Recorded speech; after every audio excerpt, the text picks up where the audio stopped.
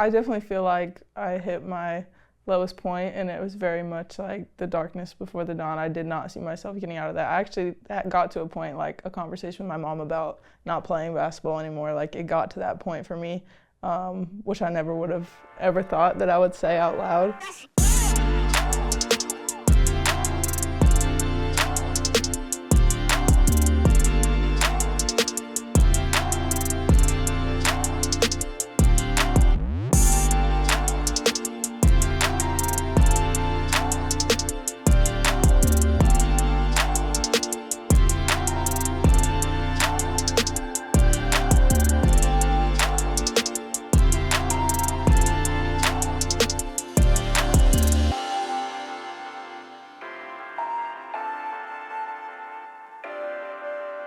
So I feel like you can't say sport without adversity that couples along with it. I want to know about some struggled times that you guys have gone through and how you got through those tough times.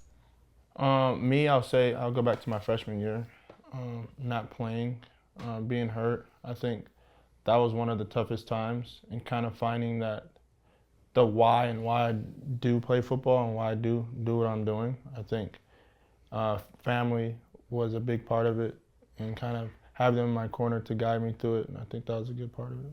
I actually remember being, I guess, because I'm your fellow student athlete at SC, and I just remember watching you through that, and I'm honestly seeing then versus now, I feel like you're really stepping into yourself. I'm so proud of you. Yeah, appreciate it. I feel like my story is kind of similar to yours in terms of injury. I did my LCL last season, and it was just during a pivotal part of the season. It's soccer season's so short, so I'm I'm only working with so much time.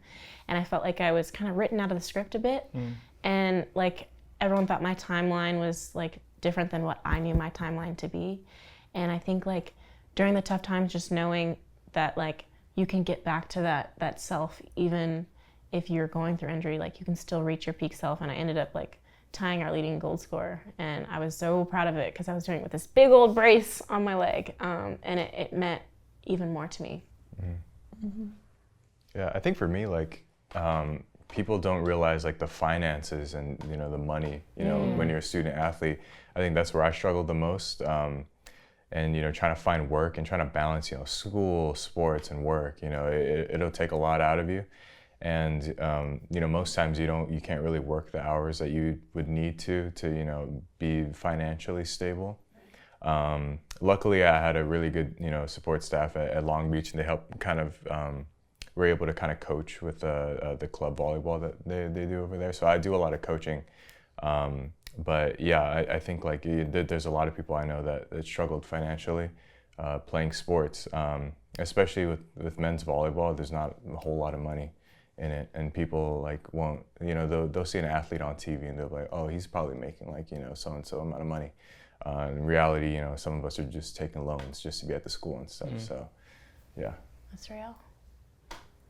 I guess when I think of adversity, I look back to my high school days when I was on the boys football team, like I mentioned, just because while I did have my parents backing me and I had a coach that backed me all the way, the school administration that I went to was very against it, and I think that was more so because they didn't know how to navigate it. But definitely it was a moment where it was oh, I have to believe in myself and back myself 100% in order to prove that I am worth being on this team. Right, because you're such a special case. No, when people don't know how to deal with you, they kind of try to go back to the old rules, and you're creating your new space. Exactly, yeah. Yeah, I think for me, my sophomore year when I was injured was definitely the most adversity I faced.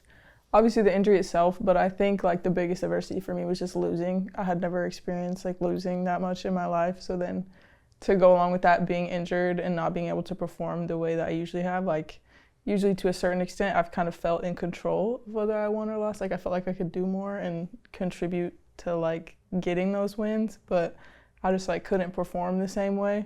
So then it was just loss after loss, and I just didn't know how to handle it. I definitely feel like I hit my lowest point, and it was very much like the darkness before the dawn. I did not see myself getting out of that. I actually got to a point, like a conversation with my mom about not playing basketball anymore. Like it got to that point for me, which I never would have ever thought that I would say out loud.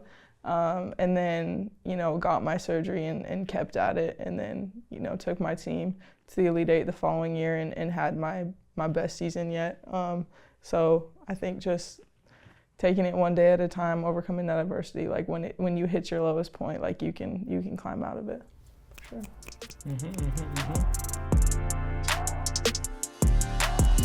Do you guys have more athlete friends or more school friends? Me, I feel like I have more athlete friends. Yeah, I definitely have more athlete friends. I'm school, surprisingly.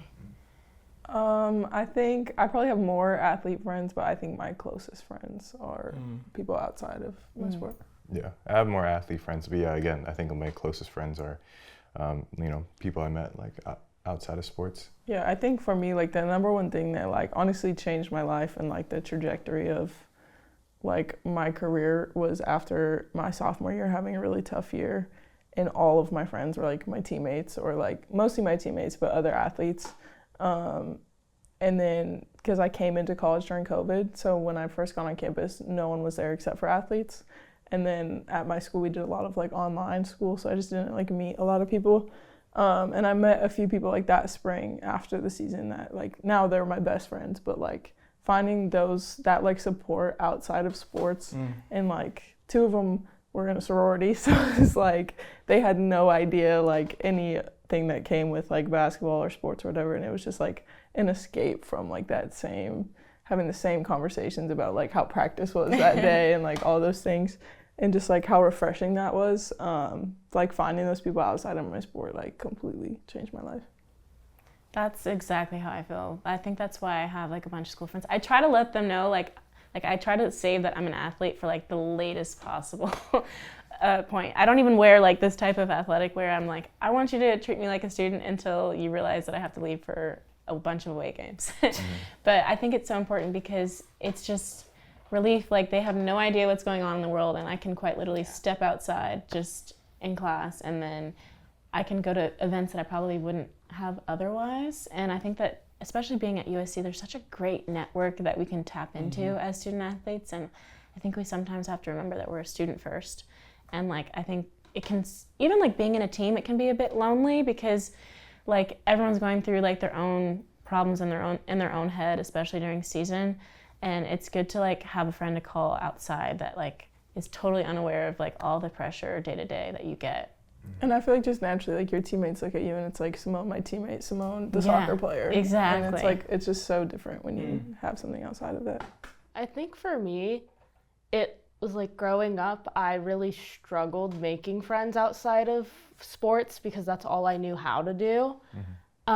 Like my best friend, we played club soccer for 7 years together. And so it was like going into college and being like, well, how do you make friends outside of sports was something really challenging for me. And what I recognized was like being friends with your teammates, then you become friends with more people and then more people. So I think for me, sports was just a way of making friends, and that was my social life. And I think my friends were really good at separating the sports from the like fun social time. Yeah, I think Kyron, your friend group does a really good job at separating sports and fun.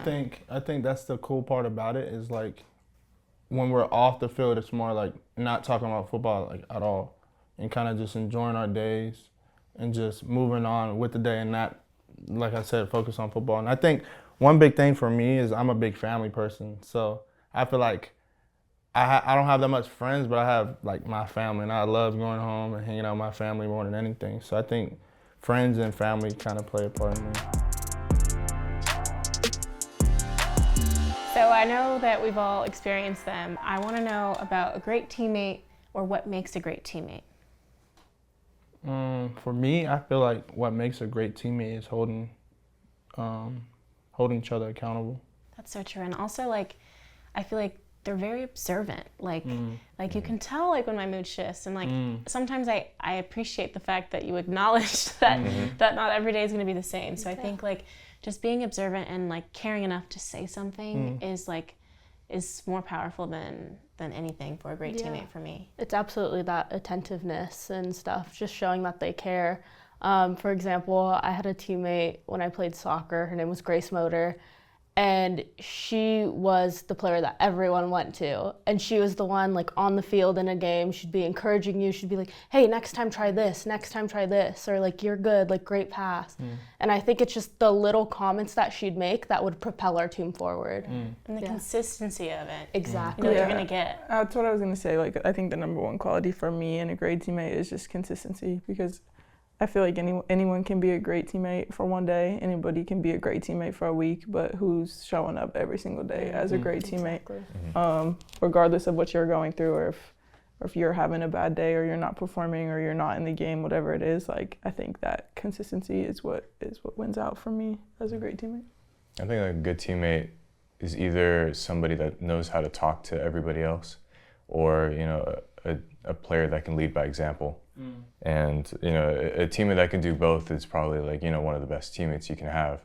And because I just feel like understanding again your personnel, knowing who you have on your team, knowing how to get through to each guy is so critical, and kind of sealing that bond you have with them, and being able to help them through tough situations, because everybody's going to face those hardships through practice, through games. So being able to kind of talk to somebody, and being able to talk to that one guy that knows exactly how you're feeling in that moment, I think is crucial.